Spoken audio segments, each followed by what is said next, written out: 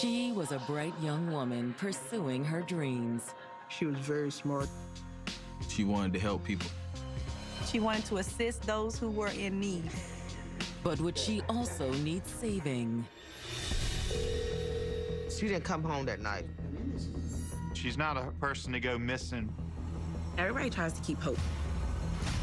The investigation will uncover a slew of suspects.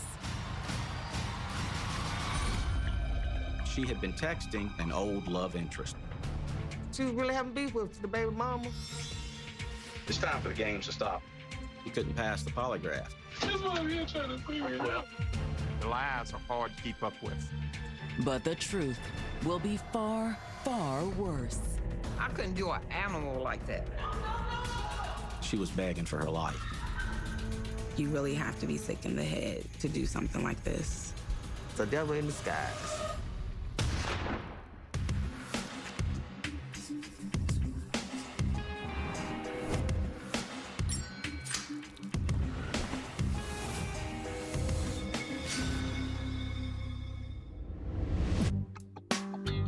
April 6, 2018. It's Friday afternoon in Appomattox, Virginia, a quaint town just outside the city of Lynchburg. Appomattox pretty much a small town where everybody knows everybody. If something happens, everybody knows about it. Which explains why, at a little after noon, Lisa Henderson's mother receives a concerned call from her daughter's coworkers. She got a call from the dermatologist's office where her daughter worked. They were wondering where she was. She didn't come in this morning. Her co-workers knew that was not like her, especially when they had just seen her that day before at 5 o'clock. She didn't call in or anything, and that's not like her. Sandra Henderson calls her daughter, but there's no answer. So she reaches out to Lisa's boyfriend, Marquis Williams. She's gonna be with her over Marquis' house or be at home. Hello, Marquis. Have you seen Lisa? No? He said, I don't know where she's at. She says she's going to her best friend's house. Okay, I'll check her. Okay, thank you. But when Lisa's mother calls her daughter's friend, Jamaica Robertson, Jamaica? Is Lisa with you? she doesn't know where Lisa is either. I talked to her mom. I was like, well, you know, she didn't come to my house. At that point, she became extremely concerned. My sister called and said, hey, we can't find her. My mom was like, she not answering my phone call, so I called her and I went straight to voicemail. I was praying that maybe she just wanted to get some air, just leave for a little bit. But by 7:30 that night, after hours of trying to reach her, Lisa's mother can no longer deny that her daughter has disappeared. When it started to get dark, I like, something around, so I went to the police station to file a police report. Lisa Henderson had lived in Appomattox, Virginia for most of her life. Lisa was born in Charlotte, North Carolina. We moved up here in 2005. I didn't want to move, but we had a lot of crimes around in our neighborhood, and I just wanted to keep them safe. In Appomattox, Lisa grew up a country girl. She was a little bit tomboyish. She's pretty much one of the guys. We'd always be outside. She's throwing the football with us. She played sports. She rode a motorcycle. She went fishing with her dad, and she really loved her daddy. Sadly, Lisa's father passed when she was only 16. He had diabetes, and we saw it coming years before it happened. It was very tough for her to go through her father's death. My sister was always the one taking care of him, giving him his insulin shots. As a young girl, she took on a lot of responsibility. She also found her calling. Her dad's getting sick. She really started figuring out what she wanted to do. She wanted to be a nurse because of my dad. Since she was good with what she did with her pops, she started feeling like she can help others. After high school, Lisa started working in a local dermatologist's office as a medical assistant and enrolled in nursing school. She was very determined. She's definitely kept her head in the books. But she soon met a young man who had her head in the clouds. Nice bike. You see the rest of them? Wow. He had like 3 or 4 motorcycles. She was infatuated with that. His name was Devin Pearson. They seemed like they was getting close to settle down, but some situation happened that they went their own separate ways. Although just what happened remained a mystery. She just didn't want to talk about it. She like shut down. She just started being quiet, started staying in her room a lot. Eventually, Lisa regrouped and focused on finishing school. She really poured herself into school, like just doing something all the time to keep busy. Including taking an additional job to support herself at a Lynchburg distribution center. That's how she met Marquis, and she just fell so in love with him. Marquis had recently split up with the mother of his 2 children. She talked highly of him. She talked about his kids. She talked about how she did care about him, that he really cared about her. Friends figured that Marquis was more of a rebound relationship rather than anything serious. She really didn't talk about the future, about them or anything. Instead, Lisa was focused on her own future. She was working at the dermatologist's office. She was trying to go get another certificate under her belt. She was serious about her career, and she was serious about what she wanted to do in life. But now, on the evening of April 6th, 2018, Lisa's bright future is suddenly shrouded in darkness. Her family and her friends hadn't received any contact from her and began to worry about her whereabouts. My sister went to the police and said, we need to find my daughter. There should be a missing person report out right now because this is not like her, and we know that there's a problem. Hoping to get a line on Lisa's whereabouts, detectives with the Campbell County Sheriff's Office get in touch with her cell phone provider. They conducted an emergency ping of her phone. Pinging her phone would be a course of action that one might take when trying to locate a missing person. Unfortunately for detectives, the ping fails to give the phone's current location. Which most likely meant that Lisa's phone was either powered off or the battery was dead. However, detectives aren't left empty-handed. They were able to tell us that last location of the telephone. Last time her phone was pinging and showing activity was in Campbell County on Sage Drive. It was hitting a tower where Marquis Williams, her boyfriend, lived at the time.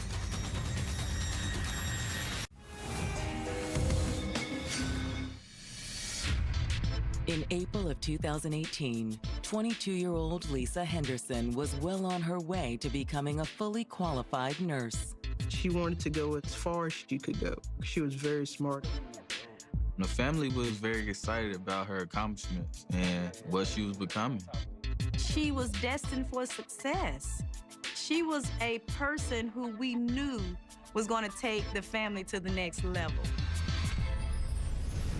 But now, Lisa's mother has reported her missing. And detectives with the Campbell County Sheriff's Office have traced her last known location to the trailer belonging to her boyfriend, Marquis Williams. So that was certainly a good place for us to start. Before I had him come in, I wanted to know as much about him as possible, so I checked him out as much as I could. Detectives don't find any record of arrests. Once I was satisfied, I made that phone call. He was very cooperative on the telephone, wanted to help in any way he could. All right, thank you. Early the next morning, Marquis comes into the sheriff's office to give a formal statement to detectives. It was more of a fact-finding effort, basically just verifying when he had last seen Miss Henderson. I was just fishing for as much information as I could get, hoping that he may have some answers for us or give us a direction to go in. Mr. Williams, how's your relationship with Lisa? We're good. My sister was always happy. She said she was always happy with him. He maintained that everything was fine with the two of them, that there were no problems. When was the last time you talked to her? Thursday night. He told us that him and Lisa and a friend of his, Felix Jefferson, had been together at his place on the night of the 5th. What time did she leave? She left at like 11 or so. I'm gonna head out, okay? All right, honey. Bye. All right. That was the last time he saw her. Did she say where she was going? Yeah, she said she was going to stay at Jamaica's. Marquis said that after Lisa left, his friend Felix stayed all night at his place and that he had driven Felix home the following morning. Okay, we'll be in touch. Felix Jefferson was basically his alibi. So as soon as we finished that interview, we were off to find Felix Jefferson. The search takes them into downtown Lynchburg. We made phone contact with Felix. He wanted to meet us in downtown Lynchburg, which he did on foot. Felix agreed to meet with detectives, but he didn't seem eager to talk. Felix was very tight with his information. I had to pry that information out of him. He also claims not to know much about Lisa. He said that the only times he had talked to Lisa was in the presence of Marquis. She was at his trailer Thursday night, right? Yeah. Well, I hung out for a while. He did confirm that he was at Marquis' house on the 5th, that Lisa was present, and that at some point in time, Lisa decided she wanted to leave. She went out and left. What time did she leave? I don't know. Sometimes before midnight. That was the same thing that Marquis had stated. Thanks, man. We'll be in touch. Thank you. Free to leave. All right. With Marquis and Felix an apparent dead end, detectives issue a be on the lookout for both Lisa and her vehicle. Publicizing her disappearance was very important. Getting a description of picture of her vehicle out so that citizens could be looking for it or help locate it. Then, seeking more information, detectives turn to Jamaica Robertson, the friend Lisa was supposedly going to stay with on Thursday night. She confirmed that she had been texting to Lisa on the night of the 5th. She texted me until I let her know I was about to go to sleep. Based on the timeline, those text messages lined up with when Lisa was at Marquis' trailer. Lisa was supposed to come back to Jamaica's to stay with her that night. The details all corresponded with what Marquis and Felix had already told detectives. But according to Jamaica, Lisa never showed. The next morning, when I still didn't hear anything, I started to really worry. So I actually went to Marquis' house by myself to see if she was there. Jamaica didn't find Lisa, but she did find Marquis. So you haven't seen Lisa? I thought she came to your house. He said she left from here and was coming to your house. I was like, well, you know she didn't come to my house. Like, did she go home? I don't think so. Her mama called a while ago and said she didn't show up for work. He told me he was going to go looking for her, but he had to go buy his child some Pampers. Jamaica's story seemed to confirm what Marquis told detectives, but something she said did raise a red flag. You ever met his baby mother? Yeah, their relationship is kind of rocky because she wasn't comfortable with Lisa being around the kids. Her name is Danielle Whitman. There was some bad blood between Danielle and Lisa. She had a lot of problems with Danielle. She came over there and the baby mama was there. They had words. But now detectives want to know, did Danielle and Lisa end up having more than just words? They're both trying to fight for this man. You know how girls are, they jealous. So, you know, things gonna happen.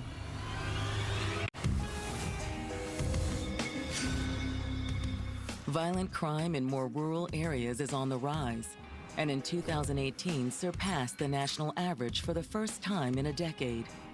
In the state of Virginia, the smaller town of Lynchburg has a violent crime rate of 3.85 per 1,000 residents, triple that of Virginia Beach, a city more than 4 times its size.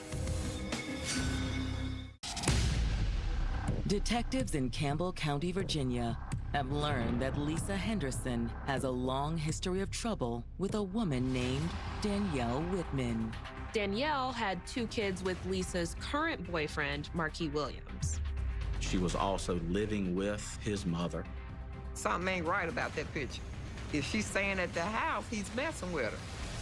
But did Marquis and Danielle's ongoing relationship have something to do with Lisa's disappearance?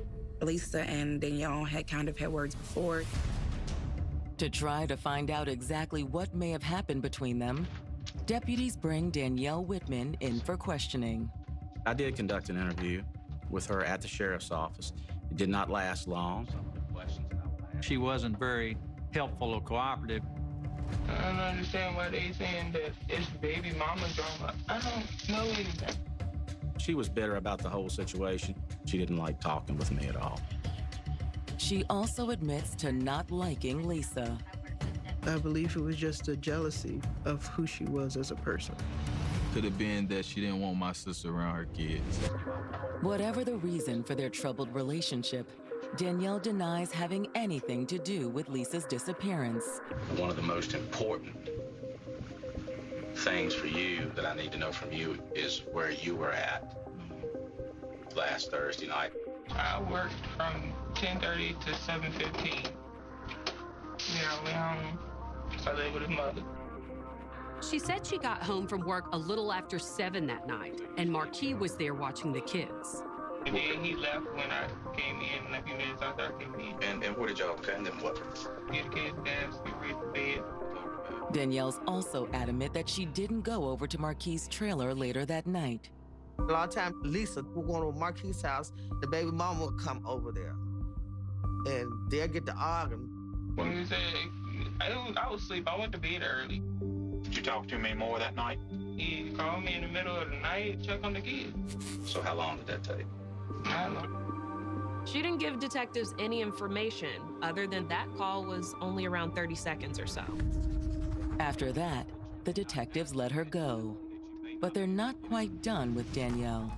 There was some animosity there, and she was still obviously close to Marquis. And his mother, she was entwined in the family. So all those things make her a person of interest. It was entirely possible that Danielle was lying. She could have been there waiting when Lisa left Marquis' trailer Thursday night. That was certainly discussed, and the thought ran through our minds. Hoping to get a better picture of what happened Thursday night, detectives subpoena phone records for Lisa, Marquis, and Marquis' friend Felix. We throw a big blanket when we do phone records, just in case we need to see who's talking to whom and match up phone calls.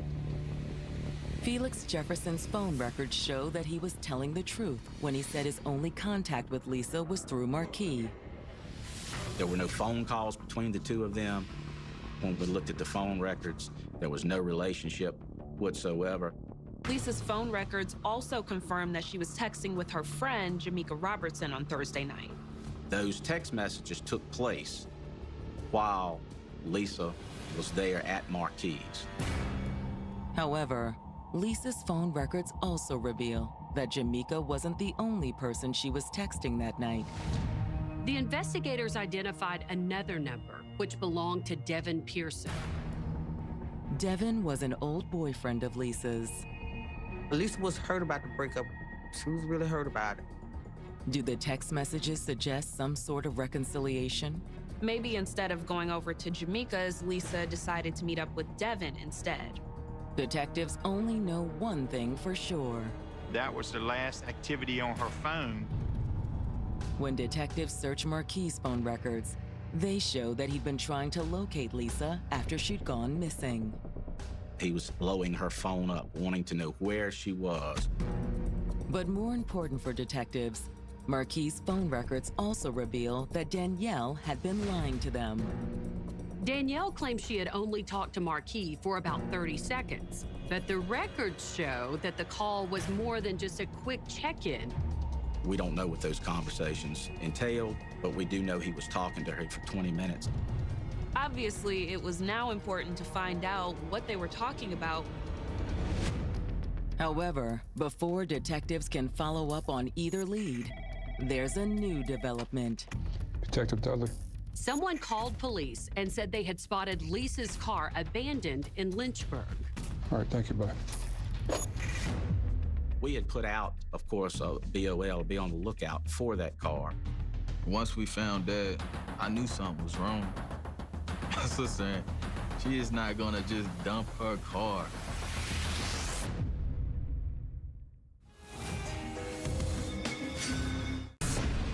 On Sunday afternoon, detectives searching for 22-year-old Lisa Henderson receive a tip about the location of the missing woman's car. At this point, it had been more than 48 hours since Lisa had disappeared. That car was found on a Sunday. It was located over in the city of Lynchburg. Someone who lives in that area called the Lynchburg Police Department. News of the discovery is no comfort to Lisa's friends and family. That's when I started to really worry, and I felt like at that point something bad had happened to her. You weren't gonna leave that car on side no road? I was thinking maybe somebody must kidnap her or something. This could be a situation where foul play is involved. Her vehicle's unattended. She hadn't reached out to her family. She didn't keep her appointment with her friend. All those things didn't bode well. After locating Lisa's car, detectives have it towed to the police impound lot for evidence technicians to search. We were looking at any of her personal property that might be in there, or any fingerprints or biological evidence. The search yields few clues for detectives, but it does offer some hope for Lisa's family. There weren't any traces of blood or any other evidence of foul play. Man, I tried to stay optimistic. Even when they found a car, I'm thinking sometimes people just go away for a few days. With no leads from Lisa's car, detectives bring Marquis' ex and the mother of his children, Danielle Whitman, in for a new round of questioning. Since her interview, detectives had learned that she lied to them. Did you talk to me more that night? He called me in the middle of the night. So how long did that take? Not long. Rather than the 30 seconds she claimed, her phone call with Marquis the night Lisa disappeared had actually lasted 20 minutes. You say you talked on the phone for about 30 seconds. Yeah. He said goodnight to the kids. Well, here's the thing. When I confronted her that the information she was giving me was not true, showed it to her through the phone record. Can you explain that? She ended the interview and said that she would be obtaining an attorney. I want a lawyer.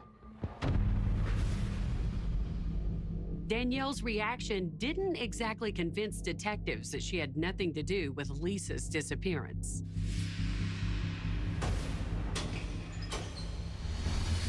However, she's not the only person detectives are interested in. After talking to Danielle, they also bring Devin Pearson in for an interview. Devin was the man Lisa had been texting with shortly before she disappeared. He and Lisa had once been romantically involved some time ago. And I'm just gonna cut to the chase. What I'm really interested in, were you having sex with her? 7 years ago. Okay. Had y'all recently reconnected, or have y'all been talking the whole time? Well, we reconnected. He told me that they had been texting and talking a little bit, but that's as far as it went, that there were no immediate plans for them to be together or to start a relationship. It hadn't gotten sexual yet, but y'all had seen each other face to face? No, sir. They were communicating by text or phone call now. He had text with her up until around 11 p.m., the same time that the text messages had stopped with Jamaica. They stopped with him as well. And he had not been able to get in touch with her since then. You were talking to her. I just want to know the nature of those conversations. She mentioned that she had got back with the guy she was talking to. Had she ever mentioned whether or not that Marquis would have a problem if he knew y'all were talking or anything like that? Yeah, I mean, I don't know. He thought that Lisa wanted someone to just listen about how she had been thinking about breaking it off with Marquis. And now in hindsight, Devin thinks his last messages from Lisa might have been a cry for help. I believe she was trying to reach out, but at that particular time, I didn't know. Right. Detectives are initially skeptical of Devin's claim. If Devin had something to do with Lisa's disappearance, he would have had every reason to point the finger at Marquis. But then after the interview, he lets detectives look through his phone and read Lisa's texts. He was very forthcoming. The context of their text was about Marquis and the fact that Lisa did not want to be with him anymore. Just like that, Devin had given Marquis a motive. If Mark had found the text messages that Devin was exchanging with Lisa, he'd have probably been upset and angry. He was this quiet guy, but behind closed doors, he might have been that bad guy. Detectives are determined to find out. Called Marquis to come back to the sheriff's office and ask him to take a polygraph. It's not admissible in Virginia, but it is a tool that we are able to use to get to the truth of matters in a lot of cases. He agreed to take the polygraph test, so we brought him in the next day. He kept things pretty much the same as before. He just maintained his story that Lisa left, and that's when the last time he saw her. Do you know for sure what happened to Lisa Henderson? No. Do you know where Lisa is now? No. They're asked that same question several different ways, and he said that he didn't. But the polygraph says different. He came up deceptive during that polygraph examination. You failed this test, which tells me that you know where she's at.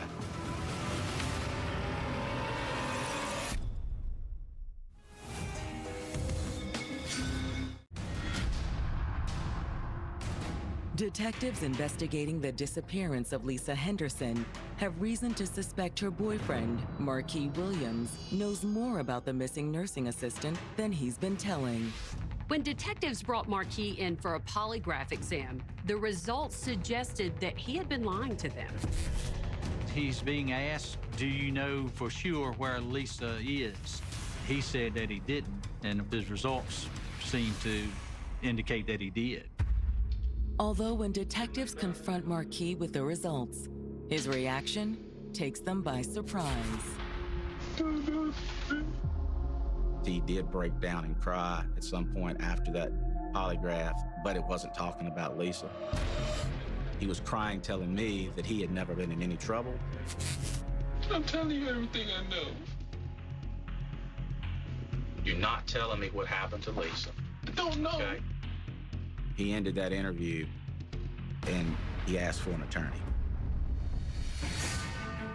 With Marquis refusing to talk, detectives descend on his trailer with a search warrant. Detectives were looking for traces of blood or any other indications of foul play. Detectives don't find any blood, but they don't come away empty-handed. We did seize multiple firearms from his residence. There was, I want to say, 18 or 19 guns taken from the home. He was there during that time, and he never asked about Lisa, where the investigations were going. When we brought all the guns out, he addressed me and said, make sure you take care of my babies. And as far as detectives could determine, he'd acquired all of them legally. We ran all the guns. I don't recall any of them being stolen weapons. So we didn't have anything to hold them on. The search a bust. Detectives decide to take another run at Felix Jefferson. Well, I know I'm being lied to, so I need to find out why. My thinking is that he's probably going to be the weaker link. At first, Felix refuses to crack. He basically, at that point, was maintaining the same statements he had given before. But the detectives keep pressing. I thought it was time to change the strategy with Felix and go from interview to interrogation. But here's the thing, it's time for the games to stop. Either you're gonna tell us or you're not. Because again, there's a difference between a suspect and a witness, Felix. It helped, I believe, to get Felix to think it was time to start talking, to try to start serving himself. Marquis is gonna dump all this on you, right? He's gonna distance himself from it as much as he can. He tell you how he killed her? He choked her. Felix told detectives that he didn't witness the crime, that he had just helped Marquis get rid of the evidence. when he finally started admitting it, he did admit that they took the car over there and dropped it off, that Marquis drove the car and that he picked him up. Then they went down and disposed of the evidence at the James River. Felix told us that they threw her keys and her phone into the river. So where is the body? That's the problem. I don't know. But you know it's going to be a really big problem for you if you don't direct us to that body. I did pry very hard with him about finding her body, how important it was for her family, to give her family some relief and at least knowing that she's not, laying out somewhere. That seemed to help a little bit.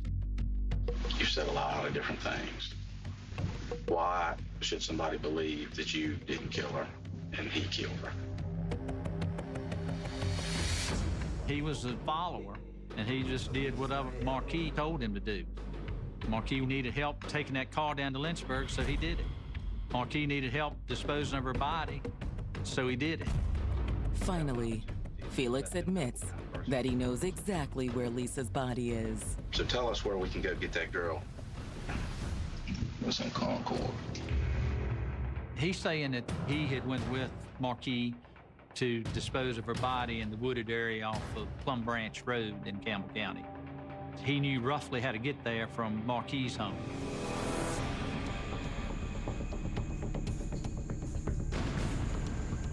And he took us to that area. We walked that area for quite some time. And a few hundred yards off the main highway, they find Lisa. The body was not covered. She was laying there clothed, but no attempt to hide the body. It looked like she'd been out there probably 5 days.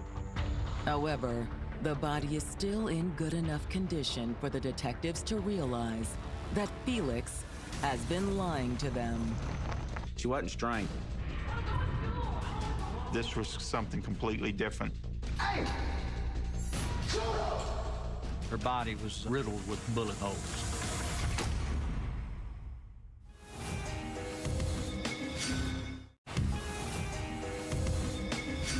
That evening, I was going to try to take a nap.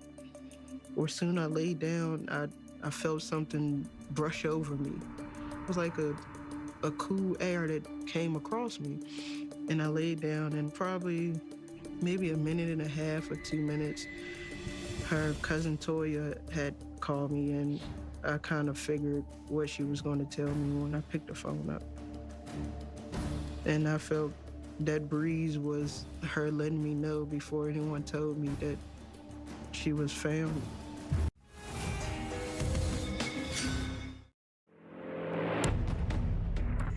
Felix Jefferson has just led detectives to where he and Marquis Williams dumped Lisa Henderson's body in the woods outside Lynchburg, Virginia. He's stating that Lisa had been strangled by Marquis, but that's certainly not the case here. She had been shot.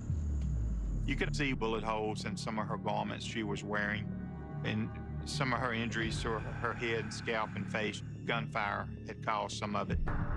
And we found evidence beside her, shell casings, consistent with that. We picked up 8 or 9 shell casings.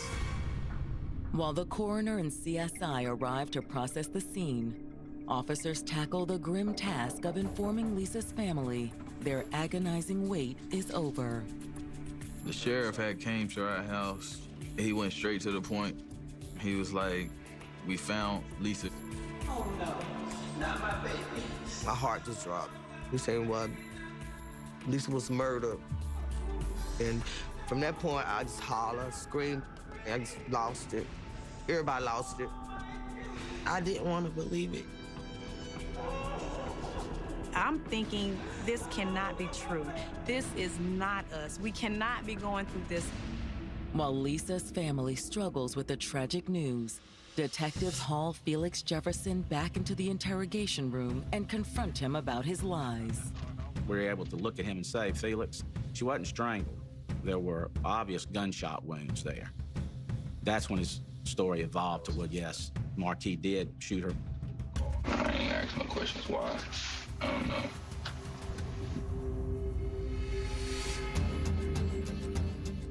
He never could give us a reason of why Marquis wanted her dead.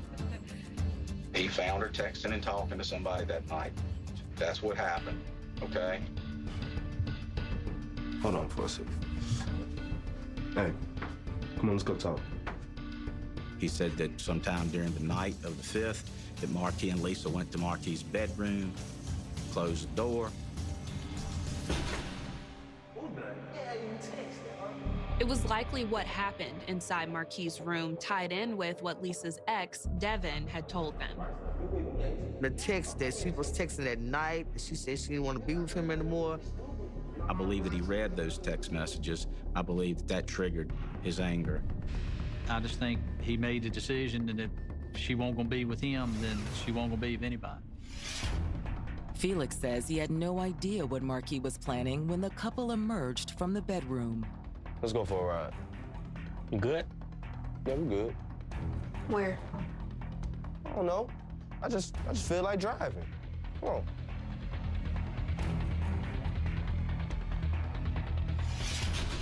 Although based on what Felix says, during their drive, Lisa could sense something was up.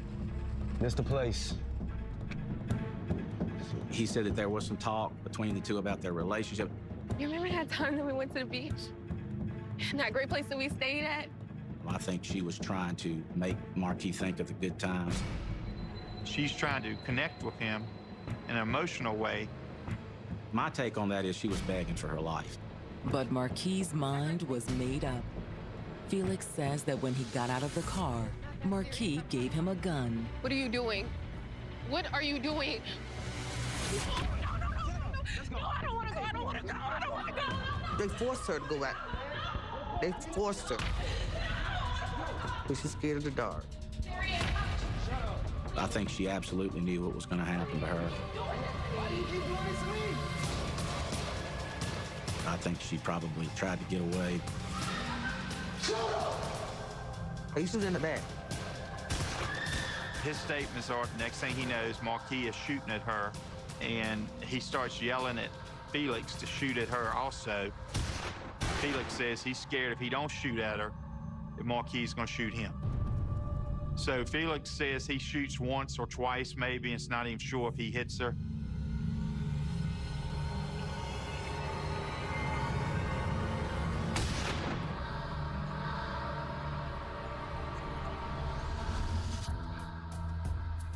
After his confession, detectives place Felix under arrest.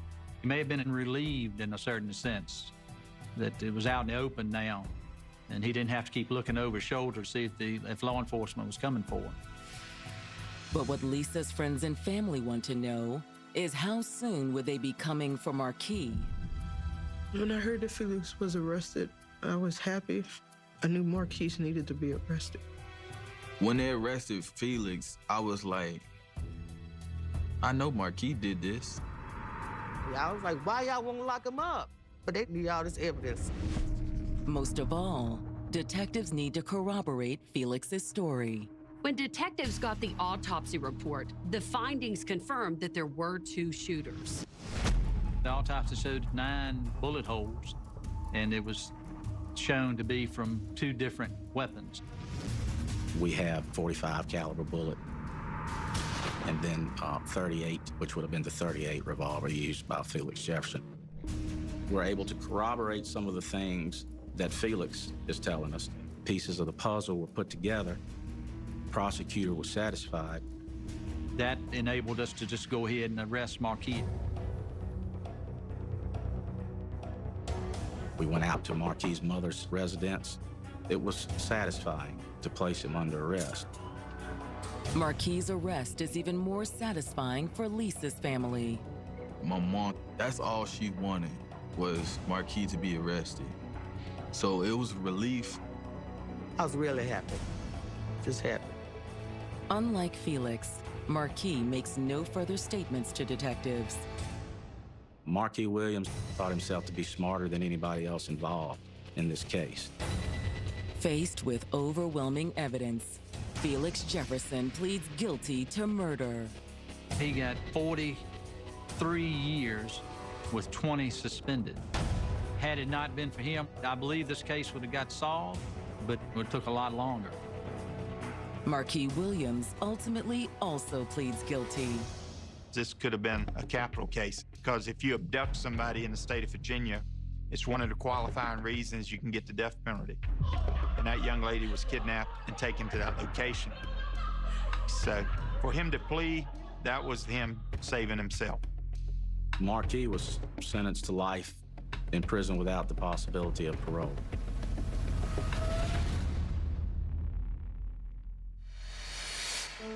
For Lisa Henderson's grieving family, it's not nearly enough. I want to get the death penalty. He's glad he in jail, but he's still living.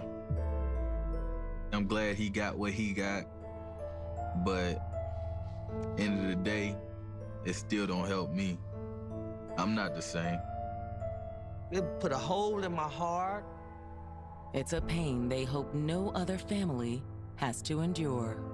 Just cherish and love all your loved ones, man, because you never know. The next day you might not have them.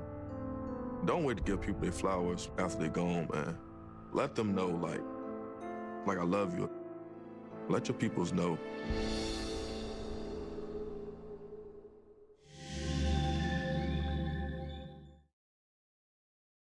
Crimes investigator Sydney Miller, arranging for an immediate meeting to bring Tim in and recover Tanisha's body. Chapter 14.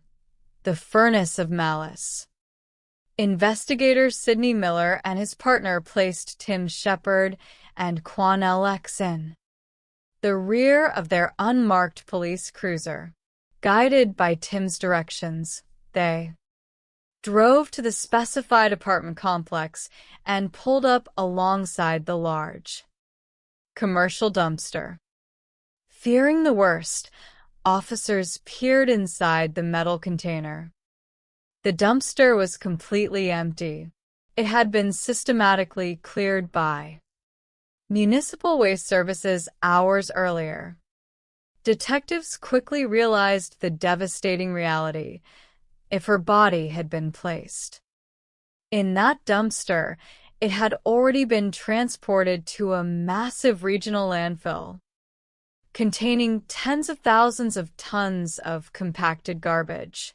Experts estimated that searching the landfill would cost over $500,000 with virtually zero mathematical probability of recovering her remains.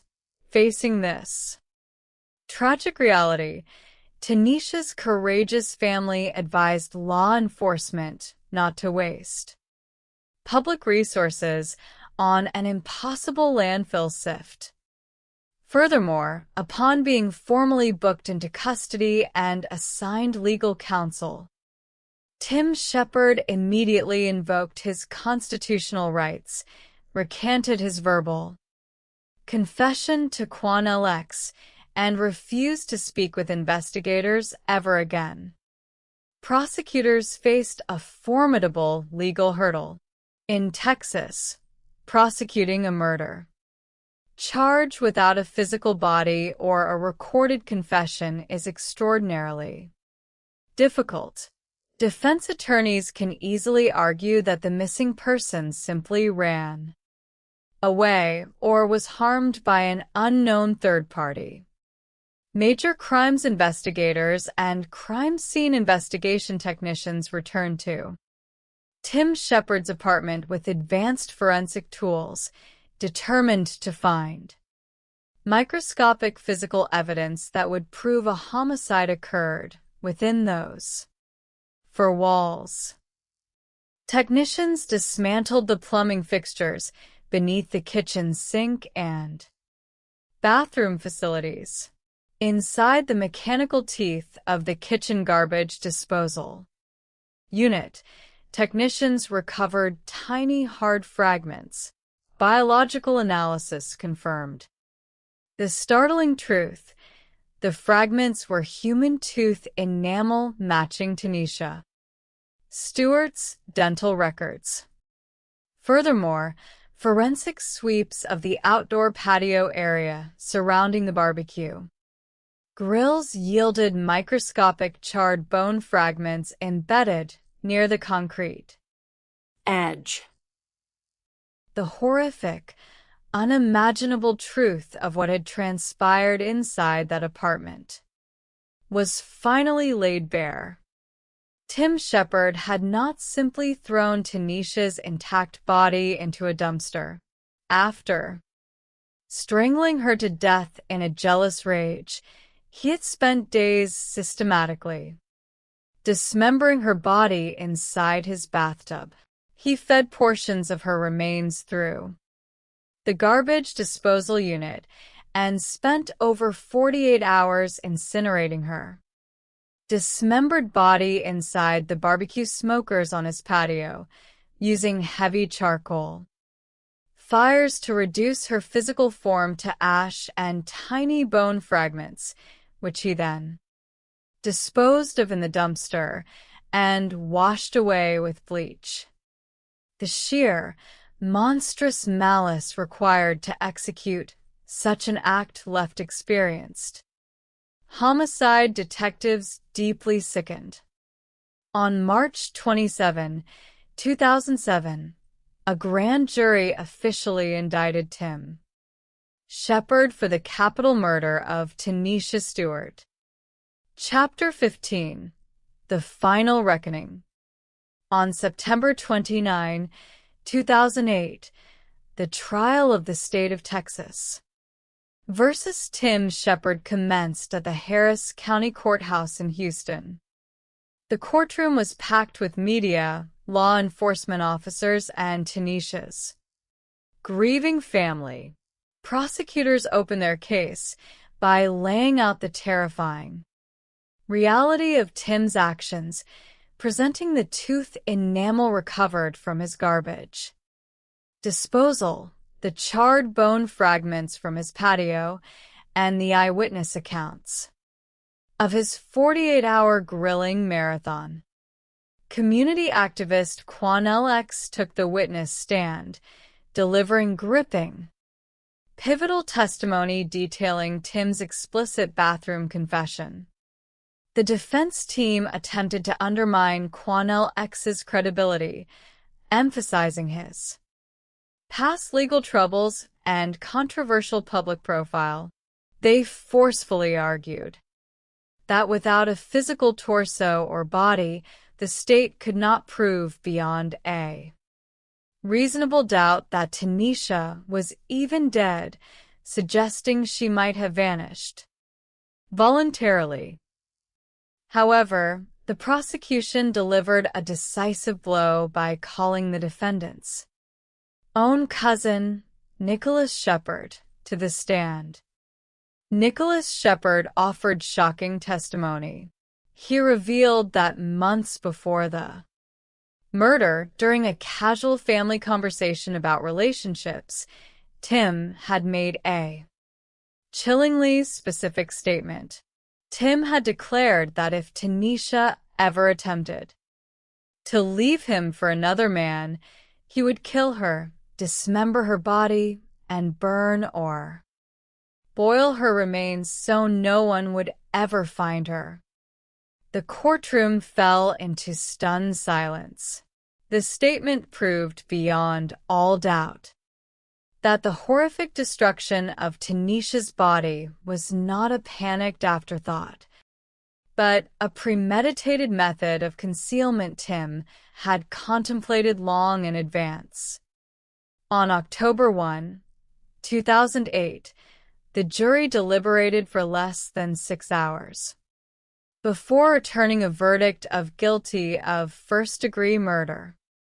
During the subsequent sentencing phase, Tim Shepard made the risky decision to take the witness stand in his own defense, seeking to mitigate his punishment. Under oath, Tim attempted to portray Tanisha as the violent aggressor. He claimed that when he confronted her about marks, Tanisha snapped, grabbed a large kitchen knife from the table, and slashed at him. Tim claimed he grabbed her neck purely in self-defense to prevent her from stabbing him, blacked out during the struggle and awoke to find her dead. However, prosecutor cross-examination utterly destroyed his self-defense narrative. When asked why he did not call emergency services if the death was an accidental result of self-defense, Tim had no answer. Then the prosecutor pressed him directly on how he handled her body afterward, asking if he had placed her remains on a barbecue grill. Tim coldly corrected the prosecutor from the stand, stating, "No, I placed her inside the smoker." The utter lack of human empathy or remorse displayed by Tim Shepard in that single sentence horrified the jury. His attempt to blame the brilliant, promising young woman he had brutally destroyed utterly failed. The jury returned from sentencing deliberations with the maximum allowable penalty under Texas law. Tim Shepard was sentenced to 99 years in state prison. Though no legal verdict could ever restore the bright, beautiful life of Tanisha Stewart, the conviction ensured that a dangerous, unrepentant predator would spend the rest of his natural life contained behind steel bars.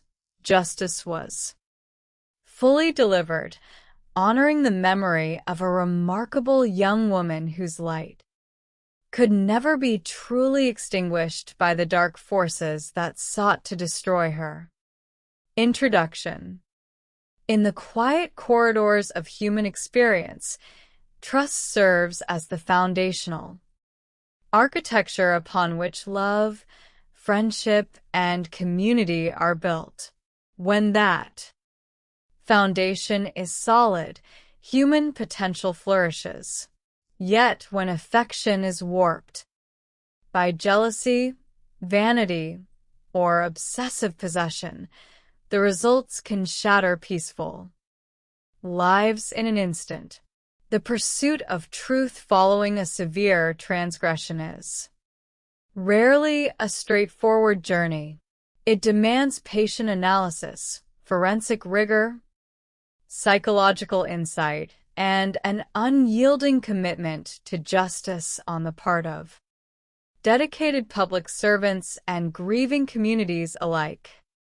By examining three distinct, deeply moving investigations, we gain an understanding of how law enforcement officers, forensic specialists, legal experts, and vigilant citizens work in tandem to illuminate the darkest corners of human misbehavior. In each instance, criminal attempts to evade responsibility through misdirection, selective memory, or elaborate cover-ups ultimately crumble under the weight of objective evidence and logical scrutiny.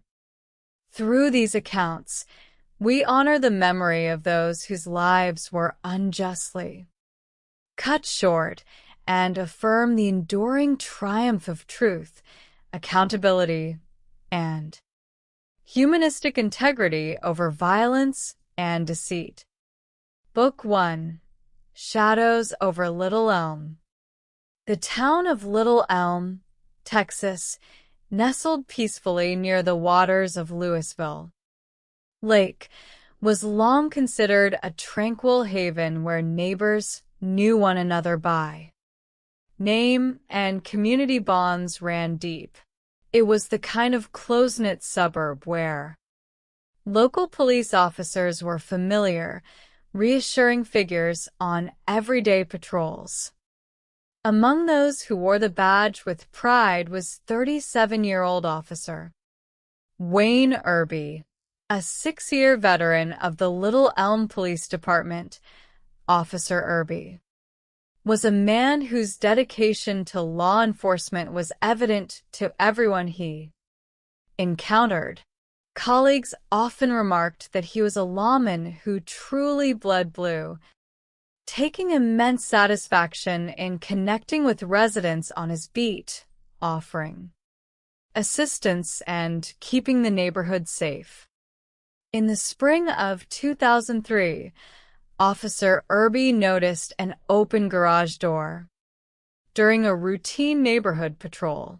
Recognizing a potential security risk in an area that had recently experienced minor thefts, he pulled up to the residence and knocked on the front door.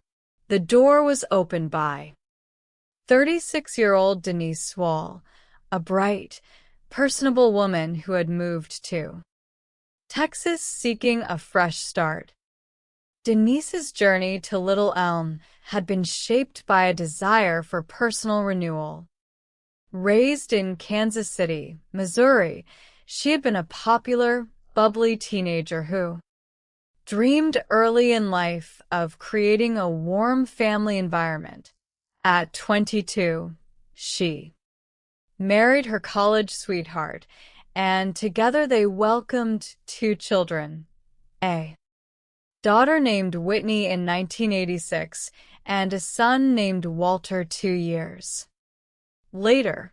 However, after 9 years of marriage, the relationship faltered, leading to a divorce in 1995.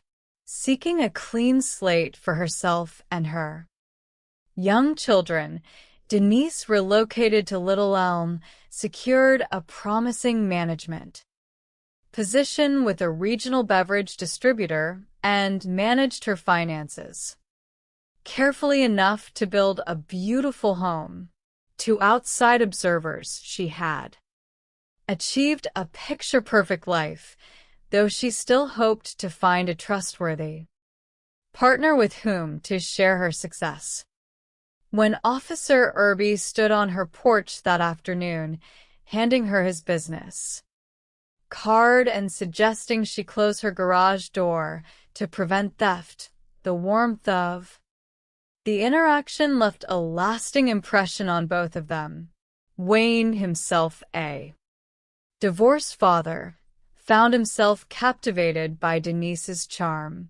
It was not long before he returned to her doorstep, not on official business, but to invite her out to dinner.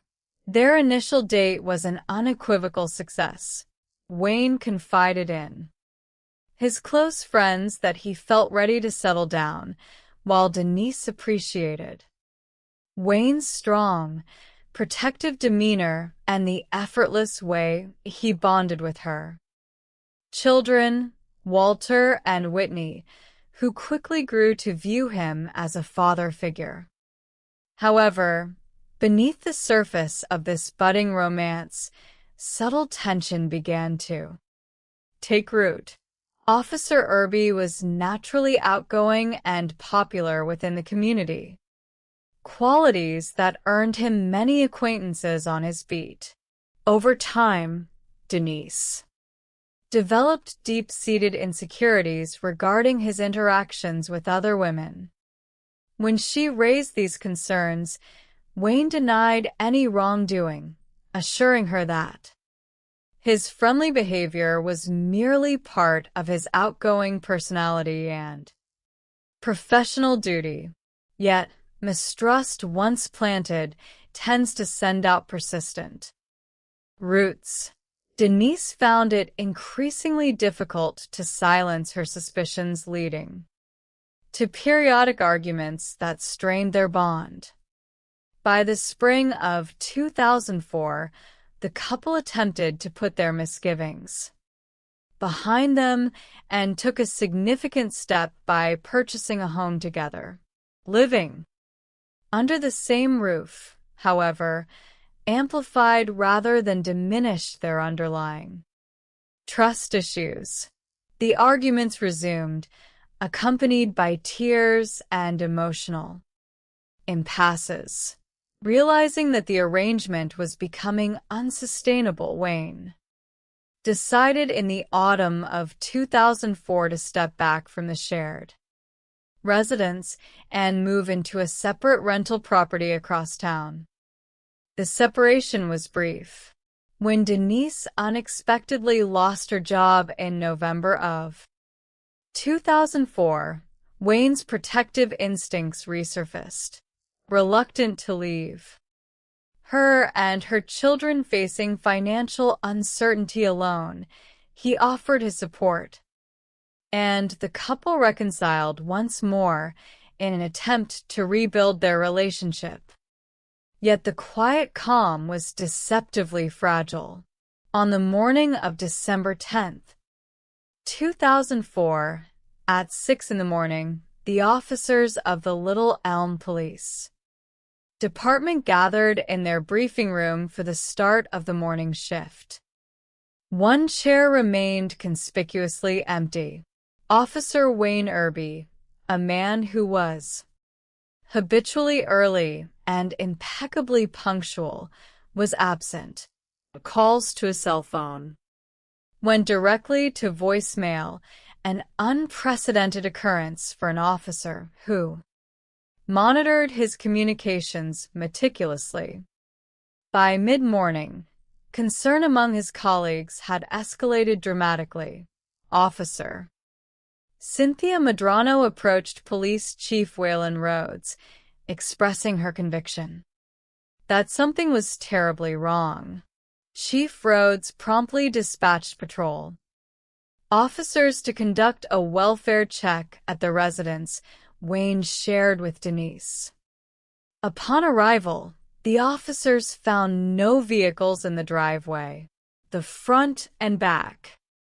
Doors were locked, and repeated knocks went unanswered.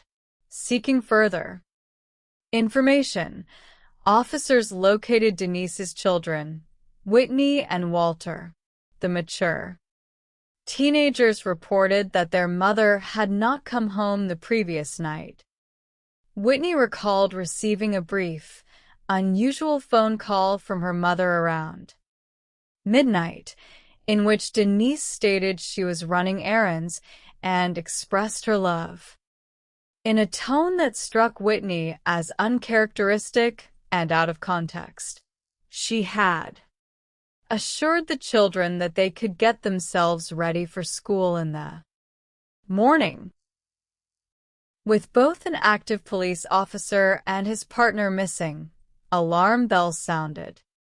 Across the department, Detective Jerry Walker, Wayne's longtime partner on the force, was determined to uncover the truth. Accompanied by Officer James Wynn, Detective Walker traveled to the rental property Wayne had vacated just weeks earlier. Obtaining a key from the landlord, the officers stepped through the front door, calling out Wayne's name into the quiet house. In the kitchen, their eyes fell upon ominous clues. Wayne's fanny pack and his primary cell phone were sitting on the counter. For an officer who rarely ventured anywhere without his personal items, this discovery signaled immediate danger. Officer Wynn carefully rounded the hallway corner, gasped, and instructed Walker to hold his position. Lying motionless on the floor was Officer Wayne Irby. He had sustained a fatal gunshot wound to the back of his head.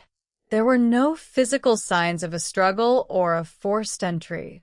The scene suggested he had been taken entirely by surprise. The tragic discovery transformed the missing persons case into a homicide investigation. The Denton County Sheriff's Office and the Texas Rangers were immediately brought in to process the scene alongside local investigators.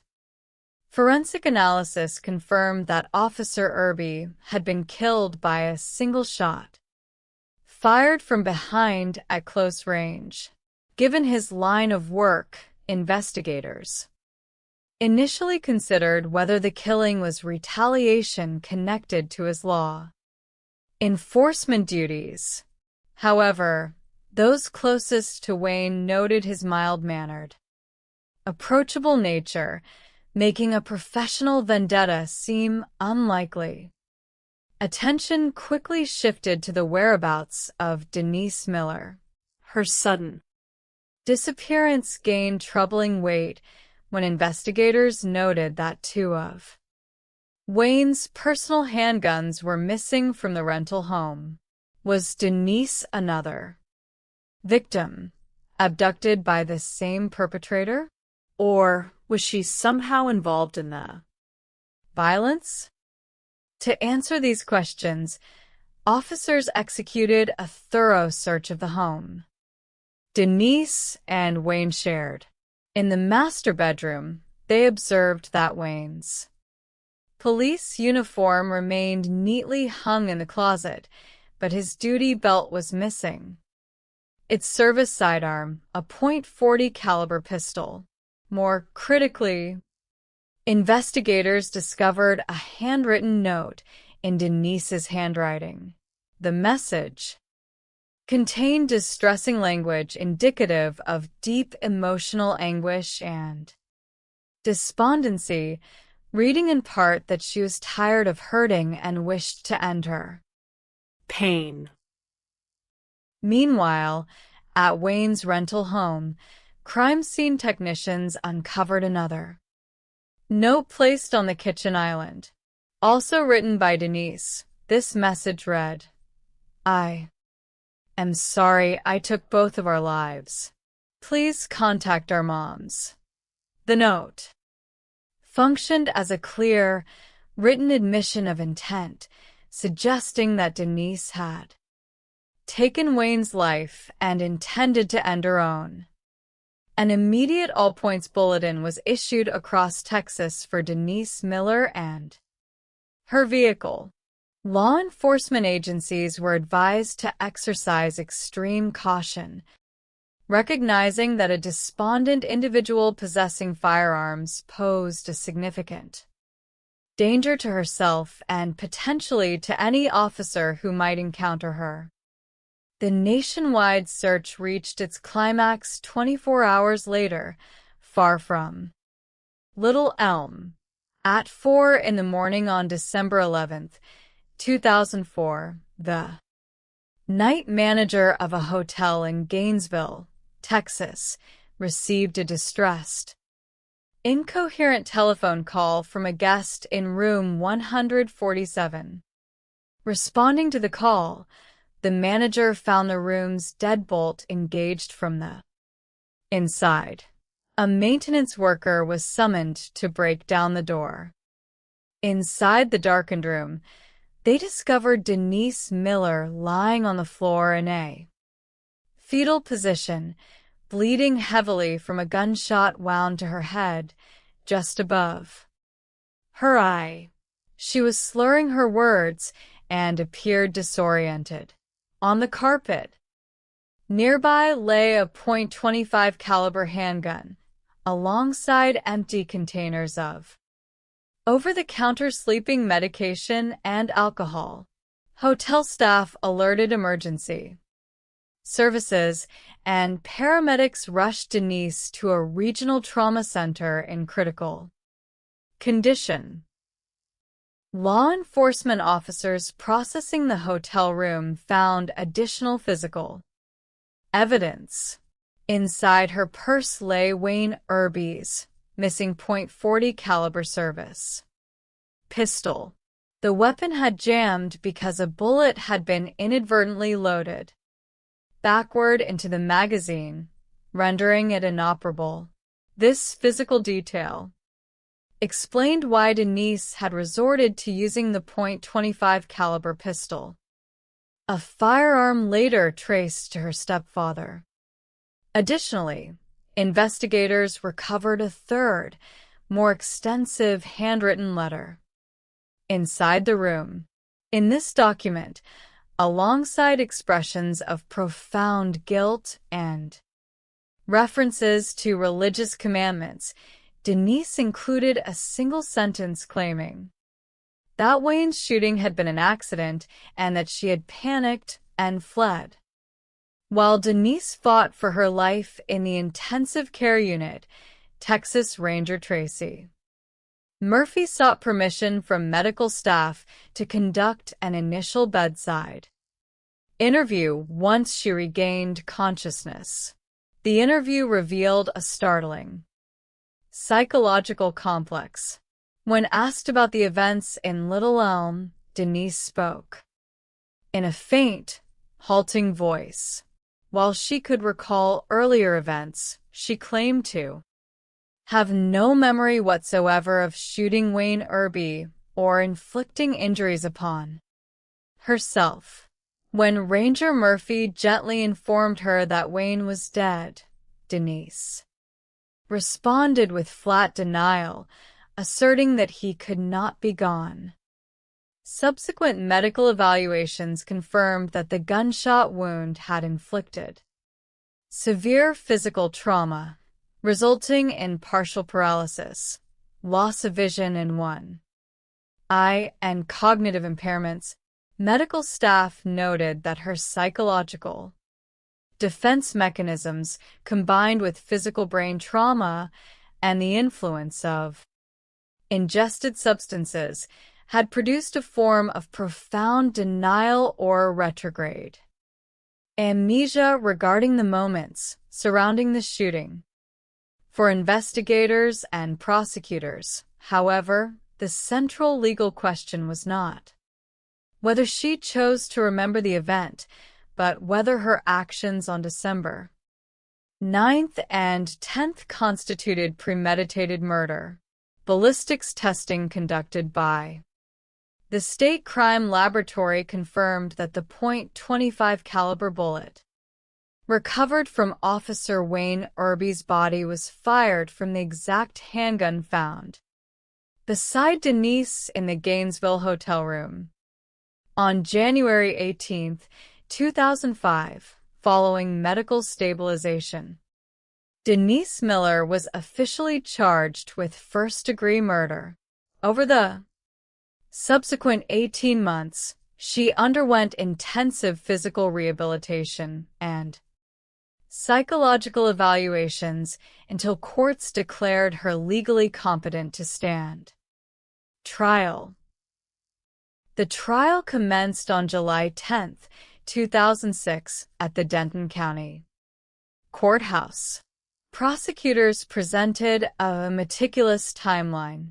They detailed how, on the evening of December 9, 2004, Denise had driven to Wayne's rental home carrying her stepfather's .25 caliber handgun. The state argued that, facing Wayne's firm decision to end their relationship permanently, Denise yielded to a catastrophic impulse born of possessiveness and jealousy, choosing to shoot him from behind as he turned away. To counter claims of an accidental discharge, the prosecution introduced testimony from forensic firearms experts who tested the .25 caliber handgun.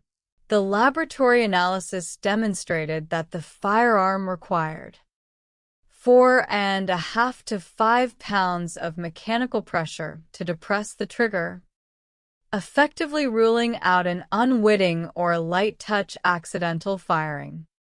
Furthermore, prosecutors highlighted her conduct immediately following the shot. Rather than calling emergency medical services to seek life-saving aid for the man she claimed to love, Denise took his service weapon, left written notes, taking responsibility, and fled the scene to conceal herself in a distant hotel. The defense counsel pointed to the third note recovered in Gainesville, emphasizing the line where Denise characterized the shooting as an accident and argued that her severe physical impairments and memory loss demonstrated the horrific tragedy of a dispute that had spiraled out of control without explicit murder intent. On July 12, 2006, after deliberating for less than 1 hour, the jury returned a verdict of guilty for first-degree murder. During the sentencing phase, considering her severe self-inflicted physical disabilities and lack of prior criminal record, the jury declined to impose the death penalty, instead sentencing Denise Miller to 62 years in state prison. This outcome brought a somber sense of closure to the Little Elm Police Department and Wayne Irby's family. The tragedy underscored how untamed jealousy and emotional volatility can destroy promising lives, while demonstrating how methodical forensic science and dedicated law enforcement can dismantle misdirection and establish truth for the record of justice. Book 2: A Promise Cut Short in Houston. The city of Houston, Texas, with its sprawling neighborhoods and vibrant energy, is a place where ambitious young people from every walk of life strive to build bright futures. Among them was 19-year-old Tanisha Stewart, a young woman whose intelligence, warmth, and resilience had made her the pride of her family.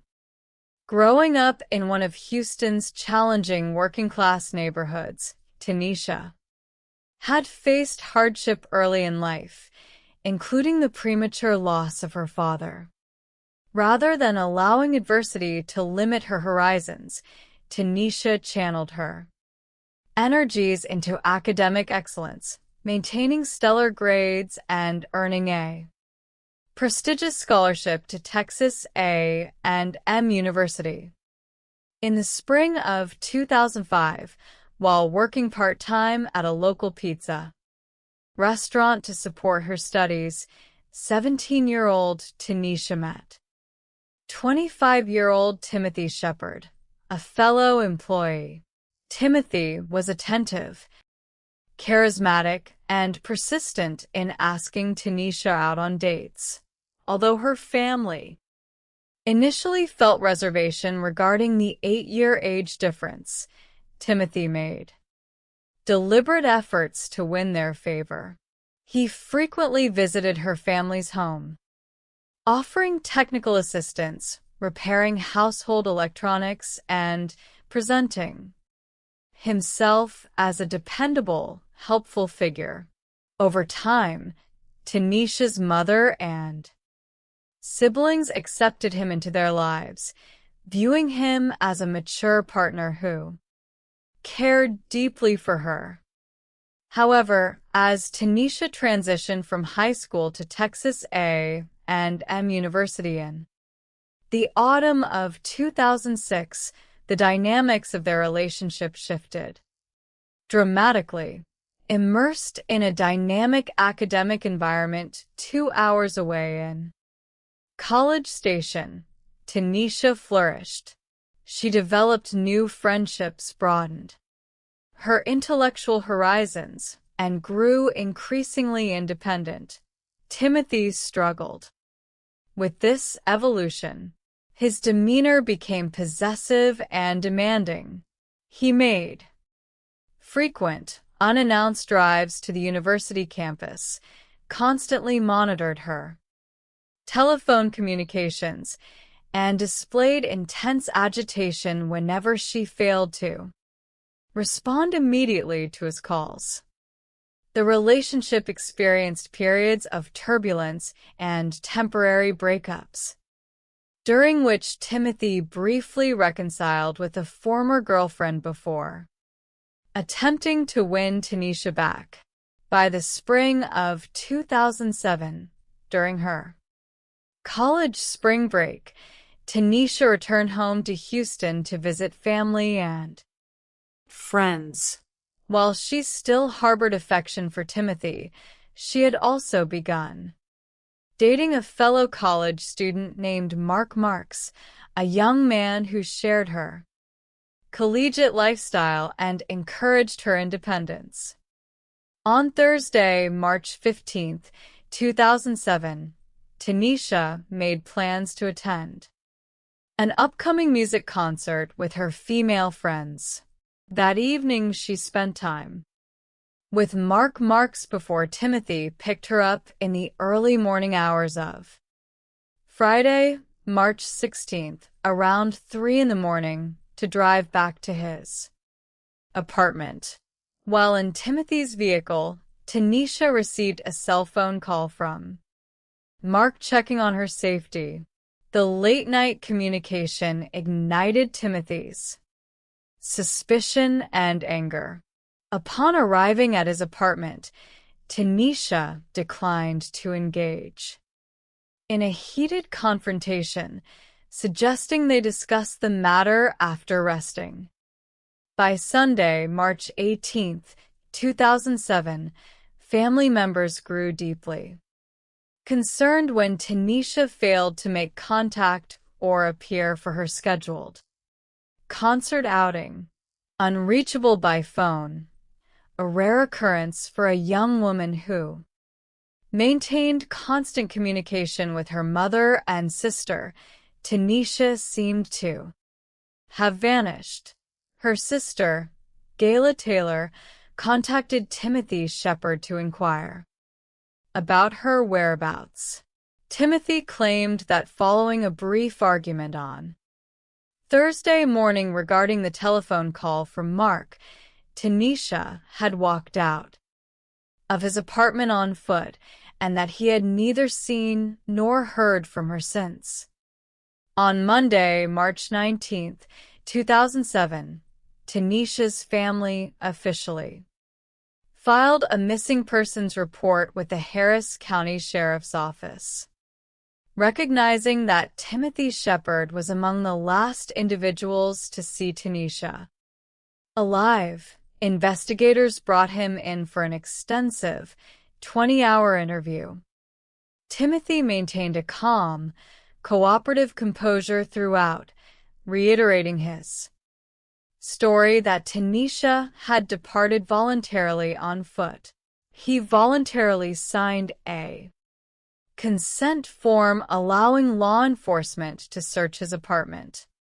An initial visual inspection of the residence yielded no overt physical evidence of violence, bloodstains, or struggle, possessing no legal grounds to detain him.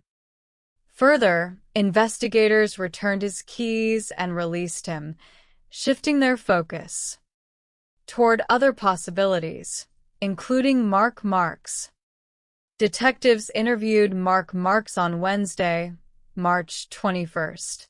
Mark was entirely cooperative, open regarding his romantic relationship with Tanisha, and deeply distressed by her disappearance. Investigators quickly verified his alibi through independent witnesses and documentation, confirming that he had traveled out of town to South Padre Island with friends during the time frame in question. With Mark fully exonerated, investigators confronted the terrifying possibility that Tanisha had been abducted by an unknown party after leaving Timothy's apartment complex. Search teams, accompanied by police canine units, canvassed the densely wooded areas surrounding Timothy's residential complex following a neighbor's report of hearing distant gunshots on the night of the disappearance. The search turned up no human remains, leaving the investigation at a frustrating standstill. However, as community concerns heightened, residents living in Timothy Shepard's apartment complex approached investigators with extraordinary observations. Multiple neighbors reported that throughout the weekend following Tanisha's disappearance, Timothy had engaged in continuous, excessive outdoor grilling on his patio using 2 large barbecue units. the volume of thick smoke had become so overwhelming that neighbors called emergency services, fearing a building fire. When firefighters arrived on scene, Timothy claimed he was preparing vast quantities of meat for an upcoming church social involving 200 people. Firefighters noted seeing large containers of meat soaking in a bathtub, accepted his explanation, and cleared the scene after ensuring fire safety. Furthermore, another resident reported observing Timothy pouring gallons of pure industrial bleach over his outdoor patio tiles shortly after the grilling incident, creating a chemical odor so intense it stung the eyes of passers-by. Armed with these alarming reports, Tanisha's family recognized that critical time was slipping away. Gayla Taylor contacted Quannell X, a prominent Houston community activist known for facilitating communications between law enforcement, citizens, and suspects, recognizing the gravity of the family's plea. Quannell X reached out to Timothy Shepard, offering to meet him privately. Timothy agreed, requesting the meeting take place inside his apartment. Upon entering the residence, Quannell X observed that Timothy was visibly trembling and hyperventilating, fearing the apartment was monitored by authorities. Timothy requested they speak inside the small bathroom. Quannell X looked Timothy directly in the eyes and asked whether he had harmed Tanisha. Faced with a direct, compassionate yet unyielding confrontation, Timothy broke down. He admitted that when Tanisha attempted to leave his apartment on Thursday morning, refusing to cut ties with Mark Marks, he experienced an overwhelming surge of possessive rage. He attacked Tanisha, strangling her to death on the apartment floor. When asked what he had done with her remains, Timothy claimed he had wrapped her body and placed it inside a large commercial dumpster in the complex parking lot. Quannell X immediately notified lead investigator Sidney Miller of the confession. Detectives, forensic technicians, and Quannell X rushed to the designated dumpster location, accompanied by Timothy Shepard. However, upon arrival, investigators made a disheartening discovery. The commercial dumpster had been emptied by municipal waste management hours earlier, with its contents transferred to a massive regional landfill spanning hundreds of acres. A preliminary logistical assessment indicated that searching the landfill would require months of continuous excavation costing over $500,000, with a minimal probability of recovering identifiable human remains. In a poignant display of dignity and restraint, Tanisha's family requested that public resources not be wasted on an impossible search, choosing instead to focus on securing legal accountability through forensic evidence within the apartment. Following his initial verbal confession to Quannell X, Timothy Shepard invoked his legal right to counsel and refused further interviews, recognizing that a recanted verbal confession without a body posed challenges in a court of law. Forensic specialists from the Harris County Sheriff's Office conducted a painstaking microforensic examination of Timothy's apartment and patio. The technical rigor of the forensic team produced undeniable physical proof. Inside the apartment kitchen, Technicians dismantled the plumbing beneath the sink and recovered microscopic human bone fragments and tooth enamel lodged within the garbage disposal mechanism. Outside, adjacent to the patio where the heavy grilling had occurred, investigators recovered small, charred bone fragments. Laboratory testing confirmed that the tooth enamel recovered from the disposal matched Tanisha Stewart's dental records. The forensic narrative revealed a horrifying truth that contradicted Timothy's initial claim of merely discarding her body intact in a dumpster. in a Calculated effort to erase all physical evidence of his crime, Timothy had dismembered Tanisha's body inside his bathroom, attempted to process portions through the garbage disposal, and used outdoor smokers over several days to incinerate the remaining evidence, scrubbing the patio with concentrated bleach. Afterward, to eliminate organic residue. On September 29, 2008, the trial of the state of Texas versus Timothy Shepard opened in a Harris County courtroom. prosecutors Presented a compelling narrative of domestic possessiveness, detailing how Timothy viewed Tanisha as a possession rather than an independent young woman, pursuing her potential. To solidify the element of premeditation and violent propensity, prosecutors called Timothy's own cousin, Nicholas Shepard, to the witness stand. In riveting testimony, Nicholas disclosed that during a past conversation regarding relationships, Timothy had explicitly declared that if a woman ever attempted to leave him, he would kill her, dismember her body, and burn the evidence to ensure she could never belong to anyone else. Quan Nell-X testified with clarity regarding Timothy's uncoerced, voluntary confession in the bathroom, establishing the initial breakthrough in the case. In an attempt to mitigate the charges during the sentencing phase, Timothy Shepard took the witness stand in his own defense. He concocted an alternative claim, asserting that Tanisha had attacked him first with a kitchen knife, forcing him to act in self-defense, and that he had panicked after she stopped breathing.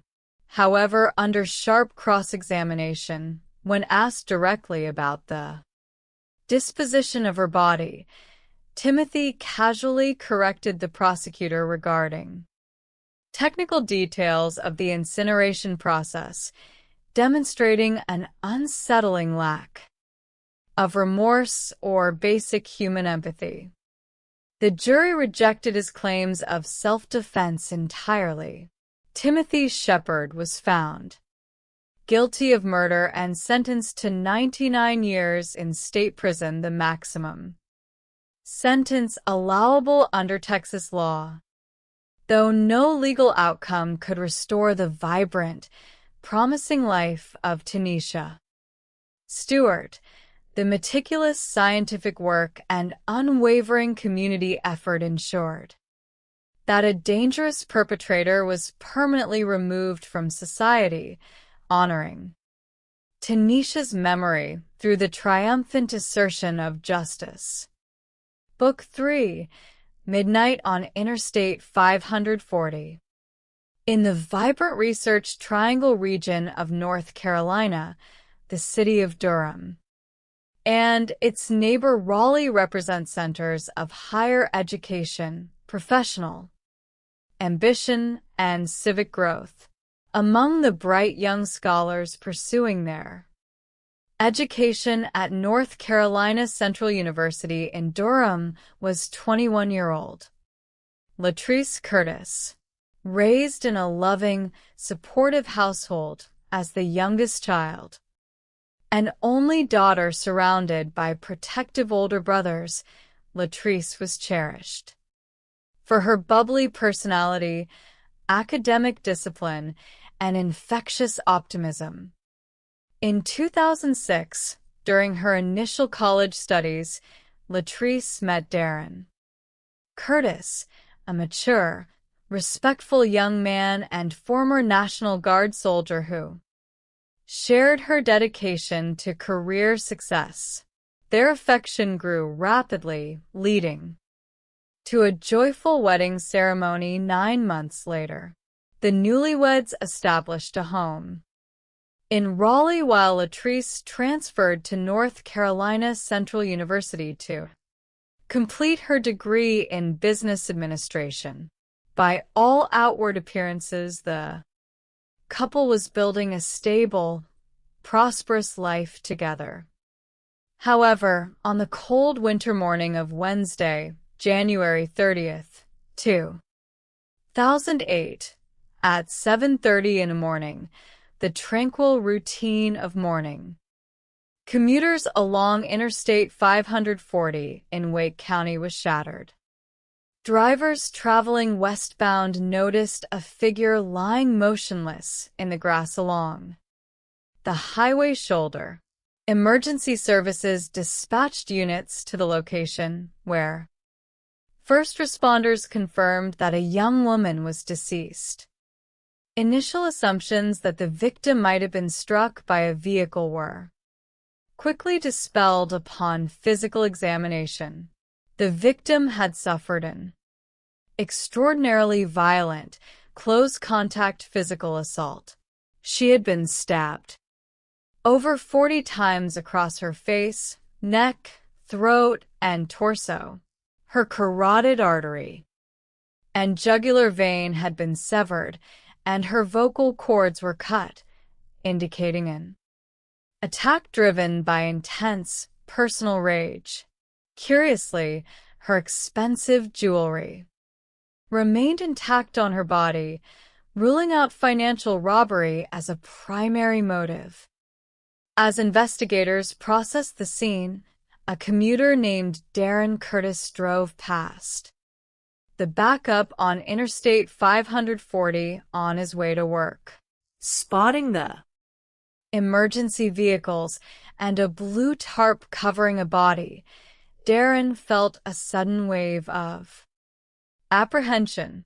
Less than a half-mile further down the highway, he observed a white sedan parked on the shoulder. Recognizing the license plate as belonging to his wife, Latrice, Darren immediately pulled over and approached law enforcement officers at the scene in a state of distress. Investigators confirmed that the victim was indeed Latrice Curtis.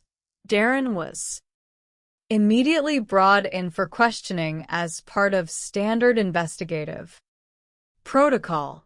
He explained that Latrice had telephoned him at 10 in the evening the previous night, stating she was running late from her university classes and planned to pick up food before returning home.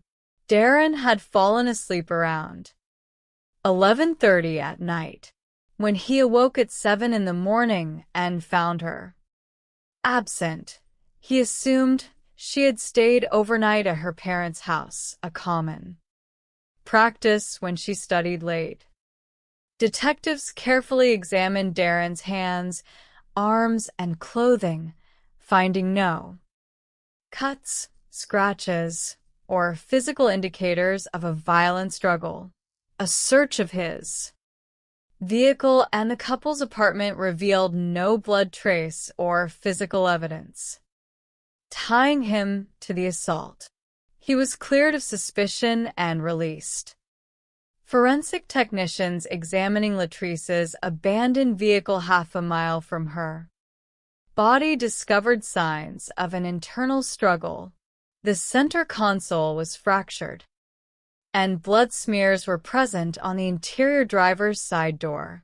Furthermore, crime scene specialists recovered latent foreign genetic material from the vehicle steering wheel and from beneath Latrice's fingernails, indicating she had fought back against her assailant.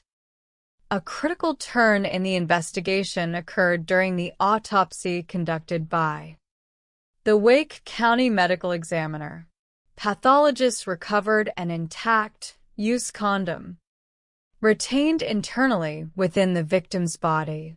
Crucially, there were no traumatic physical injuries indicating forced sexual assault, suggesting that Latrice had engaged in a consensual intimate encounter shortly before her death. Subsequent subpoenas of Latrice's cell phone communications revealed a flurry of late-night text messages and calls surrounding midnight on the night of her death. The communications linked back to a phone registered to Stephen Randolph, a star basketball player at North Carolina Central University who harbored aspirations of playing professionally in the National Basketball Association. On Friday, February 1, 2008, Stephen Randolph voluntarily walked into the Wake County Sheriff's Office to answer questions. Accompanying him was his 43-year-old landlord and housemate, Robert Lee Adams. Reeves, a well-known local pastor and motivational speaker affectionately referred to in the community as the Bishop. Investigators interviewed Stephen separately. Initially, Stephen claimed he and Latrice were merely casual academic acquaintances who shared university courses. However, when confronted with specific telephone records and autopsy findings, Stephen altered his account, confessing that he and Latrice had been engaged in a secretive, highly passionate extramarital affair. He explained that on the night of Tuesday, January 29th, Latrice had visited his residence. During their intimate encounter, a condom became lodged internally. Latrice was unable to retrieve it immediately and expressed extreme anxiety regarding potential pregnancy and the impact on her marriage. Stephen stated that she left his house around 10 in the evening to return home, while he departed shortly after to visit his primary girlfriend, Velma Newton, where he remained until 1 in the morning. Detectives interviewed Velma Newton, who confirmed Stephen's presence at her apartment during those hours. However, Velma disclosed additional troubling information. Over the preceding weeks, both she and Stephen had received a series of creepy, anonymous, blocked telephone calls demanding that Stephen end his romantic relationships. Furthermore, someone had recently slashed all 4 tires on Stephen's vehicle while it was parked outside her residence. While Stephen Randolph possessed a plausible alibi for the middle of the night, investigators turned their attention to Pastor Robert Reeves, who claimed to have been attending evening church services at the time Latrice visited his home. A major breakthrough occurred when State Trooper Isaac Cooper contacted homicide detectives. Trooper Cooper reported that at 1:30 in the morning on January 30th, hours before commuters discovered Latrice's body, he had observed a vehicle parked on the shoulder of Interstate 540 with its hazard lights flashing directly across from Latrice's abandoned white sedan. Trooper Cooper had routinely logged the license plate number of the stationary vehicle. The record's query returned ownership directly to Pastor Robert Lee Adams Reeves. Faced with this damning physical link placing his automobile at the exact Location and time of the murder, Pastor Reeves was brought in for formal interrogation. Detectives observed distinct, fresh physical scratches and abrasions across his hands and forearms. Reeves claimed he had sustained the injuries when he tripped while moving a heavy wooden desk with Stephen Randolph. However, when questioned independently, Stephen completely refuted the pastor's story, stating no such moving accident had occurred. Furthermore, investigators interviewed Pastor Reeves' sister, Willa Mae Thorpe, who attended the same church ministry. She explicitly contradicted the pastor's alibi, testifying that he was not present at the church services on the night of the murder. As questioning intensified, Stephen Randolph provided detectives with chilling insights into Pastor Reeves' private conduct. Stephen disclosed that the pastor had developed an intense, unreciprocated sexual obsession with him. Reeves had made explicit sexual propositions to Stephen, offering free housing in exchange for sexual favors and displaying intense, agitated jealousy whenever female visitors, including Latrice, came to the house. Subpoenaed telephone records definitively linked the anonymous, harassing phone calls received by Stephen and Velma directly to Pastor Reeves' personal cell phone, establishing a clear pattern of obsessive stalking and intimidation. Forensic analysis conducted by the State Crime Laboratory provided the final, decisive link. Genetic material recovered from the interior of Latrice's vehicle and door handles yielded a conclusive match to Pastor Robert Lee Adams Reeves. The physical narrative formulated by law enforcement demonstrated that on the night of January 29, 2008, Pastor Reeves observed Latrice entering his home to engage in an intimate encounter with Stephen, the object of his intense obsession. Driven by a twisted psychological logic, Reeves believed that by eliminating Latrice, he could eliminate a romantic rival and gain control over Stephen. When Latrice departed the residence, Pastor Reeves pursued her in his vehicle. Along Interstate 540, signaled her to pull over onto the highway. Shoulder under the guise of an emergency or familiar assistance, entered her vehicle and carried out a frantic, knife-wielding attack.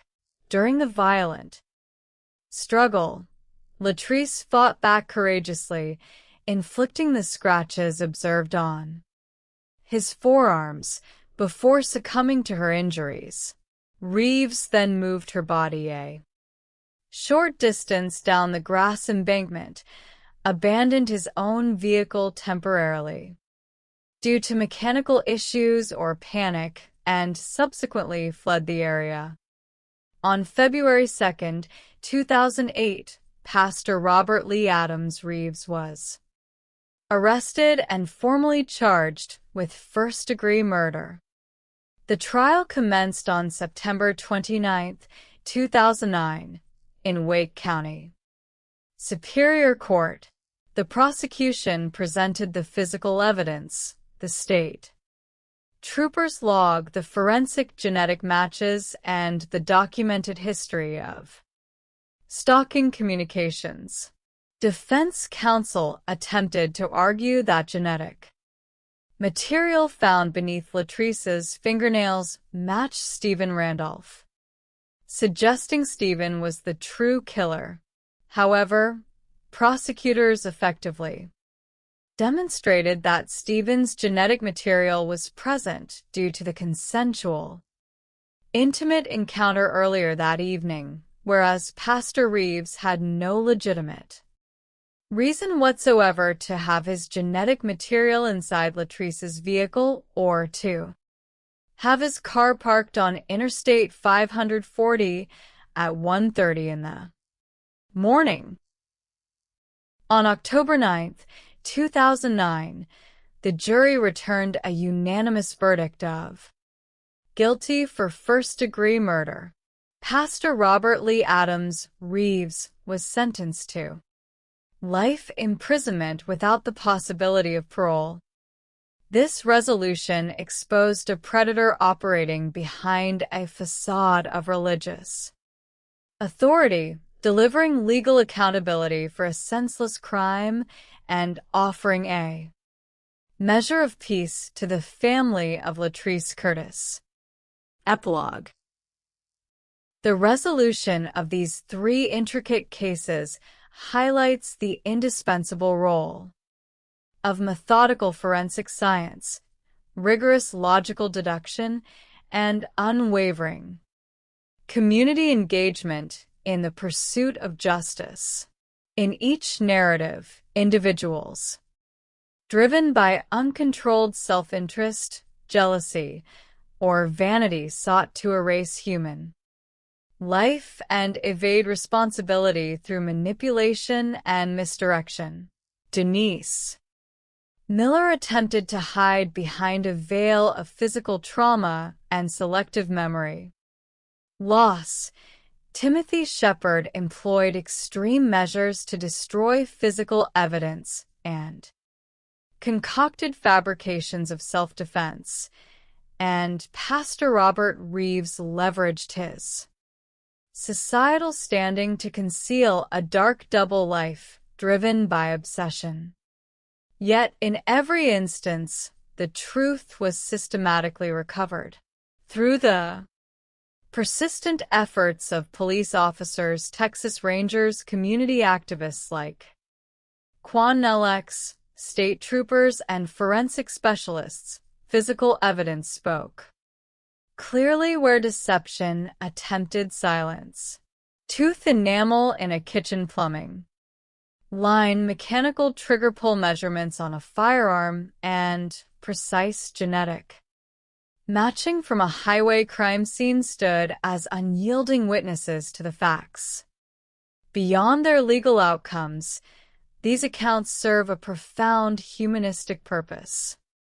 They remind society of the vital importance of recognizing early warning signs of possessiveness and unhealthy control in interpersonal relationships.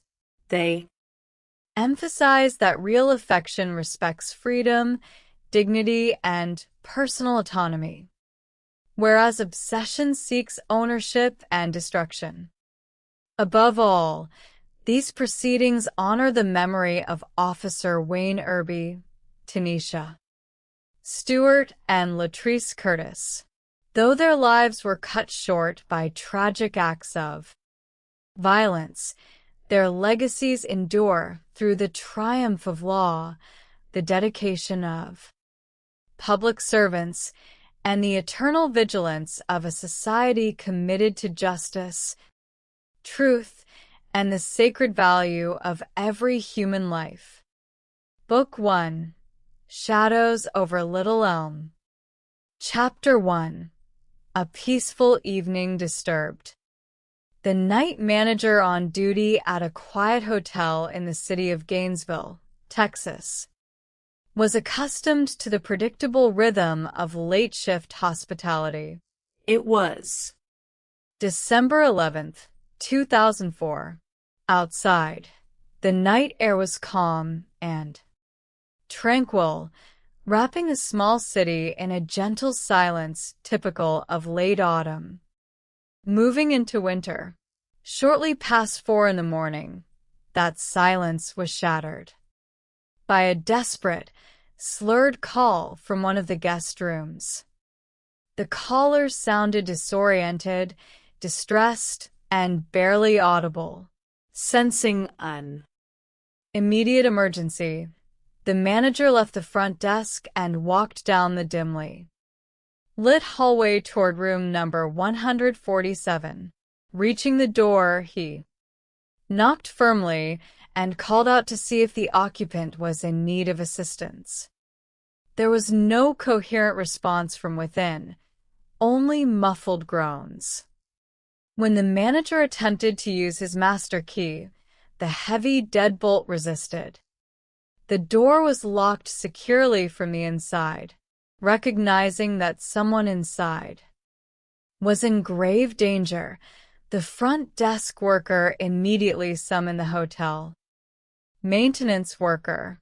Together, using heavy tools, they forced open the door, breaking the frame to gain entry. Stepping inside the darkened room, the two men encountered a scene of disturbing disarray. Furniture was displaced, personal items were scattered across the carpet, and lying near the center of the floor was a woman, curled into a fetal position. She was covered in blood, slurring her words and barely conscious. Upon closer inspection, they saw a severe trauma wound just above her eye, a gunshot entry mark. Lying on the carpet only inches from her hand was a small .25 caliber handgun. The hotel manager immediately dialed 911 to request urgent medical aid. He urged the wounded woman to remain still, reassuring her that help was on the way. Within minutes, local law enforcement officers and emergency medical technicians arrived at the hotel, recognizing the critical nature of the cranial injury. Medical personnel stabilized the woman as quickly as possible and rushed her to a regional trauma facility. At the hotel, police officers secured room number 147 to preserve physical evidence.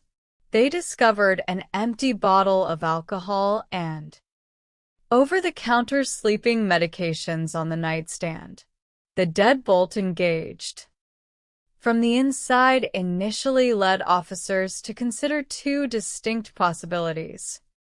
Either the woman had attempted to end her own life, or an assailant had inflicted the injury and escaped before the door was locked.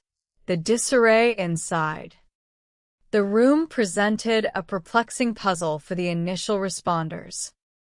As officers processed the scene, investigators identified the injured woman as 36-year-old Denise Miller. A routine check of regional law enforcement databases revealed a startling piece of context. Denise Miller and her boyfriend, a local police officer named Wayne Irby, had both been reported missing by their department and families approximately 24 hours earlier. Chapter 2: The Missing Officer. The preceding day, December 10th, 2004, had begun with mounting concern at the Little Elm Police Department.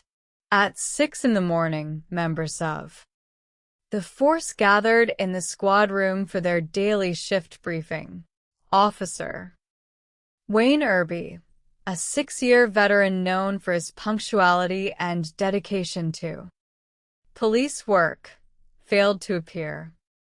For Wayne Irby, missing briefing without prior notice was entirely out of character. Colleagues described him as someone who loved law enforcement passionately, a man who dedicated his life to his beat and took pride in serving his community. When repeated telephone calls to his personal line went unanswered, his fellow officers recognized that something was severely wrong. By mid-morning, concern had escalated into an active inquiry.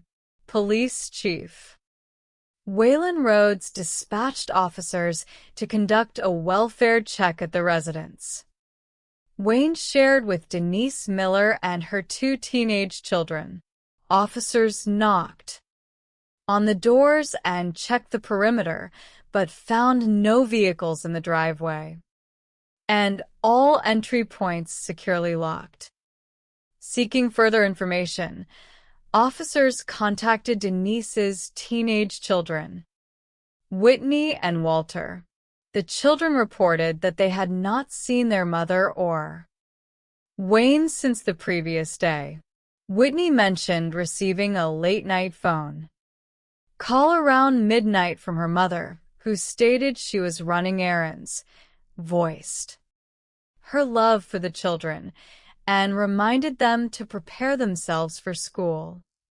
The following morning, Whitney noted that the call felt unusually brief and out of character, and subsequent attempts to reach her mother by telephone had failed. With 2 individuals missing under unexplained circumstances, officers intensified their efforts across the town of Little Elm. Chapter 3: Discovery at the Rental Home. Among those most determined to locate Wayne was his partner on the force, Jerry Walker. Joined by Officer James Wynn, Walker decided to inspect a rental home that Wayne had recently leased across town during a brief separation from Denise.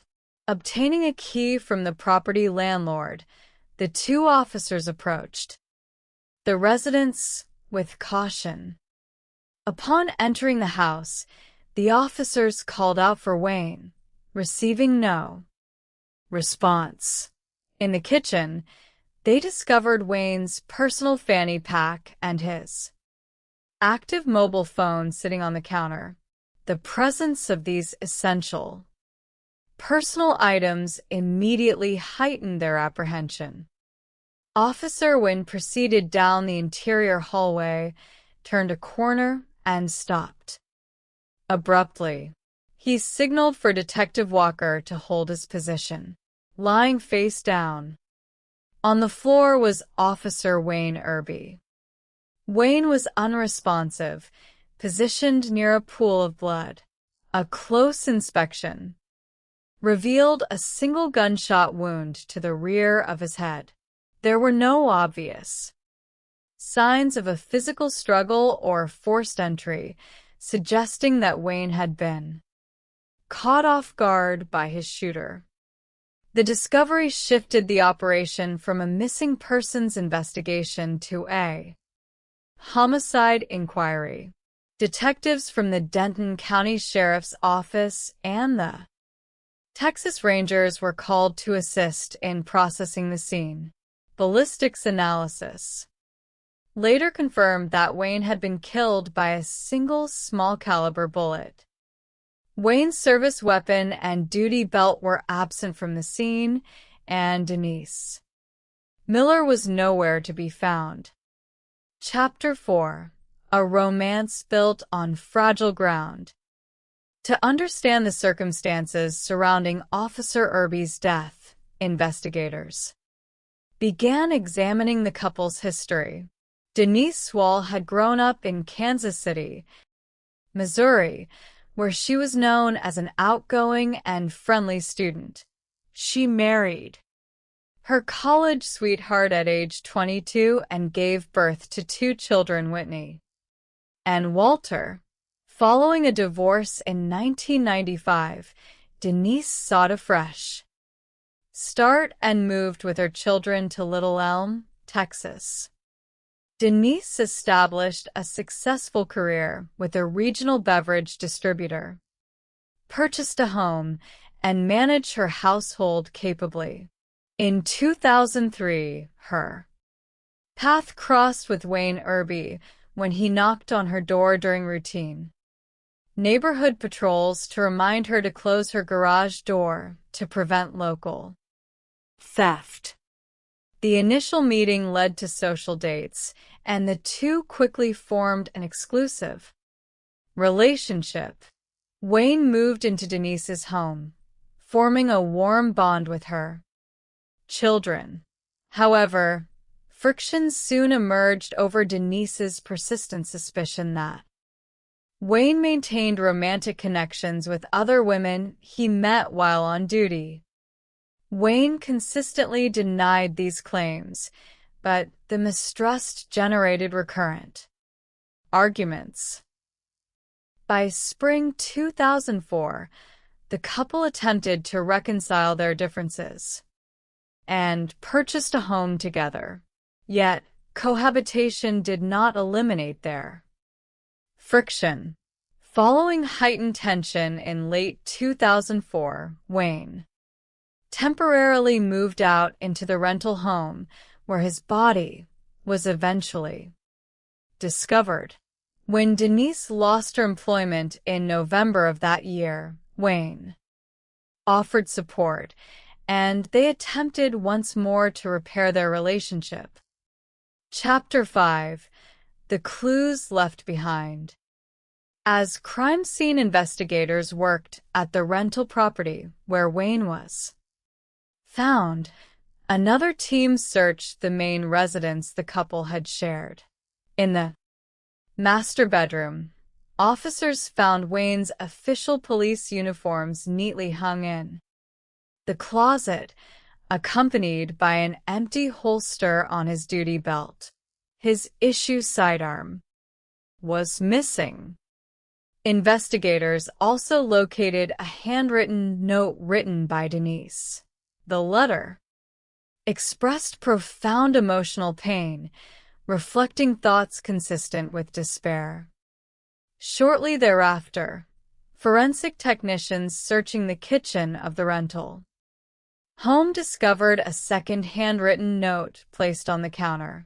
In it, Denise expressed remorse, writing that she was sorry and indicating an intention to end both of their lives.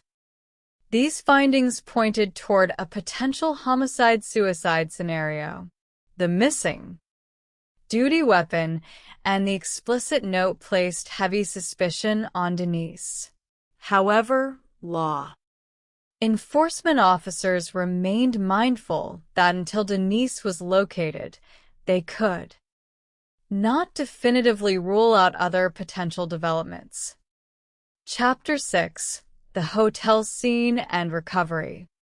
Following the call from the Gainesville Hotel at 4 in the morning on December 11th, law enforcement connected Denise Miller to the homicide of Officer Wayne Irby. Inside room number 147, technicians recovered Wayne's missing .40 caliber service pistol.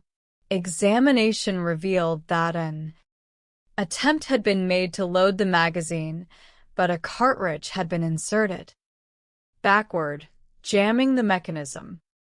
Near Denise's location on the floor, officers recovered a .25 caliber handgun registered to her stepfather. Forensic testing subsequently linked this firearm to the bullet recovered from Wayne Irby, as well as the injuries sustained by Denise. Additionally, investigators found a third letter written by Denise in the hotel room. This longer note expressed deep remorse for her actions, referencing a spiritual transgression and containing a single statement asserting that the shooting of Wayne had been an accident, followed by panic. Denise was transported to an intensive care unit.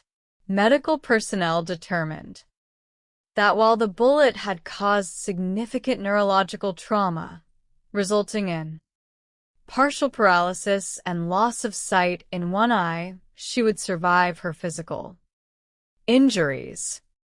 Chapter 7: Memory and Accountability. On the afternoon following her admission, Texas Ranger Tracy Murphy interviewed Denise at her hospital bedside. Recorded interactions showed Denise speaking in a slurred, hesitant manner. When questioned about the events in Little Elm, Denise expressed no recollection of shooting Wayne or inflicting injuries upon herself. When informed that Wayne was dead, Denise insisted that the assertion was incorrect. Medical experts noted that severe traumatic brain injury, combined with chemical substances, could result in retrograde amnesia. Prosecutors, however, maintained that regardless of her post-trauma memory loss, the physical evidence demonstrated intent and premeditation. Ballistics analysis demonstrated that the .25 caliber handgun required approximately 4.5 to 5 pounds of manual pressure on the trigger to discharge, refuting the suggestion of an accidental touch. Furthermore, Denise's decision to take a concealed weapon to the rental home, combined with her failure to contact emergency services after Wayne was struck, supported the charge of intentional homicide. In January 2005, Denise Miller was officially charged with first-degree murder. Following 18 months of medical rehabilitation and psychological evaluation, she was declared legally competent to stand trial. The trial commenced on July 10, 2006, at the Denton County Courthouse.